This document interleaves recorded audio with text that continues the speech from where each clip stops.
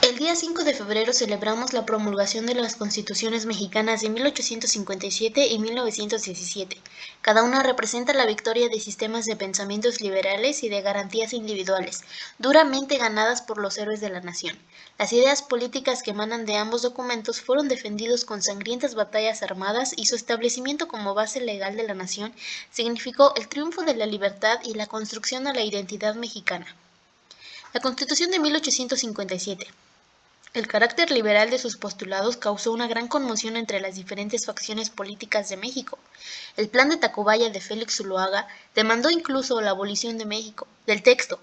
Poco después iniciaría la violenta lucha entre conservadores y liberales de la Guerra de Reforma.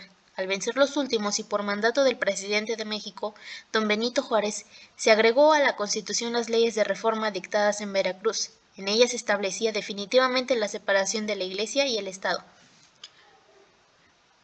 La Constitución que nos rige en la actualidad es la promulgada el 5 de febrero de 1917 en el estado de Querétaro. Surgió como mandato del Plan de Guadalupe y fue convocada por el primer jefe del ejército constitucionalista, el presidente Venustiano Carranza. La Constitución Política de los Estados Unidos Mexicanos de 1917 establece el sistema federal, la separación de poderes, la no reelección, la división del poder legislativo en 2 cámaras y una comisión legislativa permanente. Esta Constitución se conforma por los títulos siguientes: de las garantías individuales, de la soberanía nacional y de la forma de gobierno, de la división de poderes, de la federación, del trabajo y previsión social, prevenciones generales de las reformas de la Constitución y de la inviolabilidad de la Constitución. Fue una Constitución con fundamentos sociales, actualizada en las demandas del pueblo, con aportaciones para normar las relaciones obrero-patronales, las conquistas agrarias, los alcances sociales y la recuperación del dominio de la nación sobre sus riquezas naturales, y fue el paso fundamental en la consolidación del régimen jurídico-administrativo del país. El 14 de septiembre de 1916, Carranza denunció la necesidad de convocar a un Congreso Constituyente para reformar la Constitución de 1857. Carranza se dio la tarea de pacificar el país, reorganizar la administración y los poderes y hacer valer la Constitución que había sido promulgada.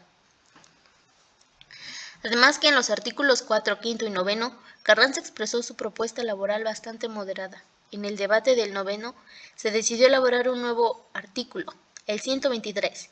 Por votación unánime de 163 votos se aprobó la protección del obrero y el papel del Estado como regulador y árbitro en los conflictos obrero-patronales. Así, profesiones y en el 123, la jornada máxima de trabajo, el salario mínimo, la protección a mujeres y menores trabajadores, la edad mínima para hacer contratos legales, el descanso obligatorio, la protección a la maternidad, el reparto de utilidades, la proporcionalidad entre trabajo y salario, los derechos de asociación y de huelga y de paro. La Constitución Política de los Estados Unidos Mexicanos es la ley suprema del sistema jurídico mexicano.